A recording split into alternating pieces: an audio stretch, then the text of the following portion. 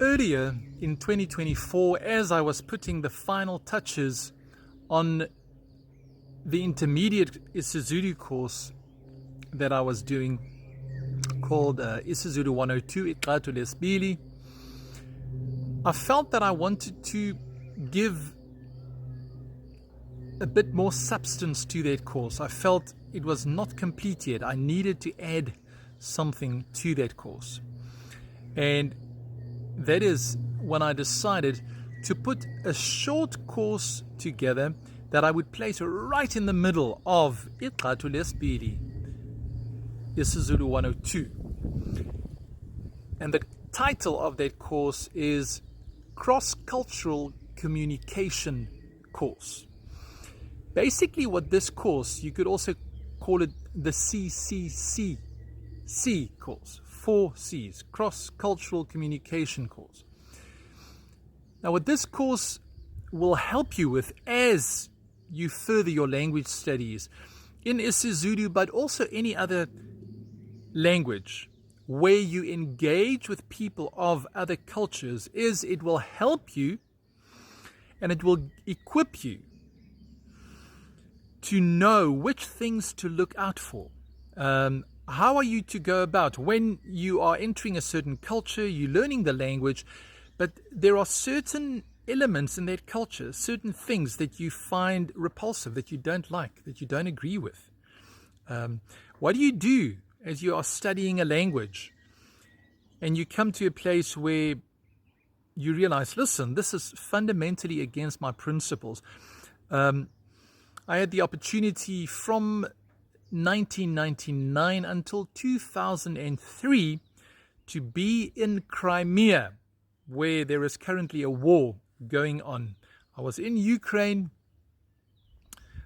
for that stretch of time. During that time, I learned to speak the Russian language. I also started out to learn the Ukrainian language. It's a different culture, a different way of thinking, a different way of going about being a human being.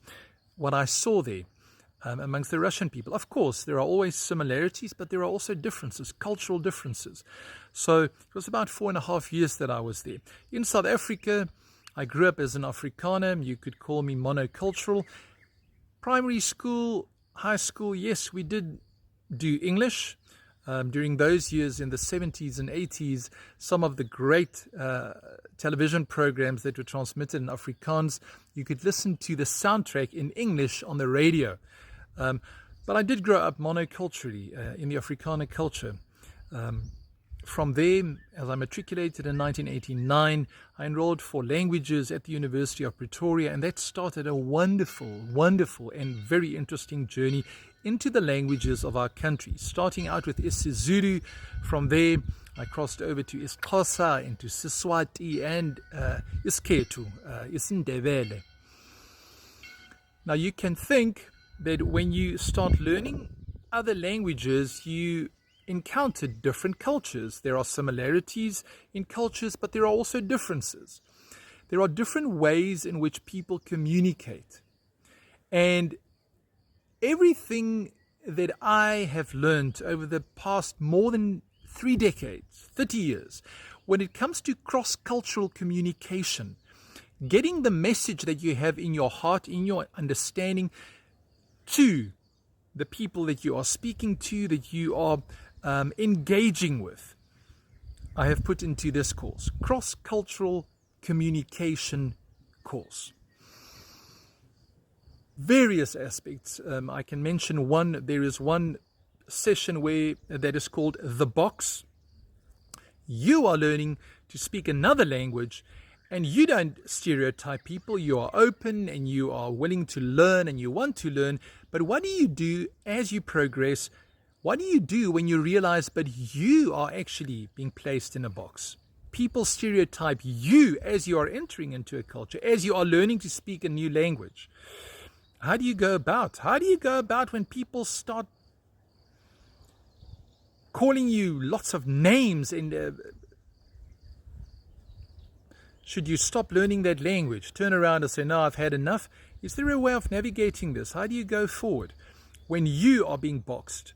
in other people's minds. That's just one example, something that we look at in the course. We look at the importance of history, various other aspects that you will encounter as you learn to speak another language, because language is inevitably connected to culture. Of course, you have the English language that has become very generic in our time. You have people who are not British at all or American, and they speak English, maintaining their own culture. So you have global languages, but on the local level, more than often, language is connected to culture. And so that's why I put this course together, cross-cultural communication course. May I invite you to join me and to do this course. Enrich your life and your language studies by learning more about how to engage other people, how to communicate cross-culturally. It'd be great to have you. Ube nosuku oluhle. Have a nice day.